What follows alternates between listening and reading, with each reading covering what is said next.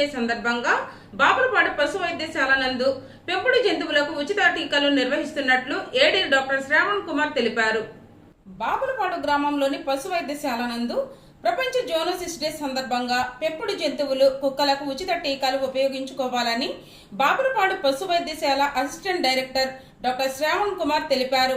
ఈ సందర్భంగా ఆయన మాట్లాడుతూ పశువుల నుండి మనుషులకు, మనుషుల నుండి పశువులకు సంక్రమించే స్వభావం ఉన్న వ్యాధుల్ని జూనోటిక్ వ్యాధులు అంటారని, ఈ జూనోటిక్ వ్యాధులు ఎక్కువగా పశు పోషకులు, పాల ఉత్పత్తిదారులు, పెంపుడు కుక్కల యజమానులు, వ్యవసాయం చేయు రైతులు, పశు వైద్యులు, జంతు ప్రదర్శనశాల సిబ్బంది, పరిశోధనలో పనిచేయు సిబ్బందిలో ఎక్కువగా వస్తుంటాయని తెలిపారు.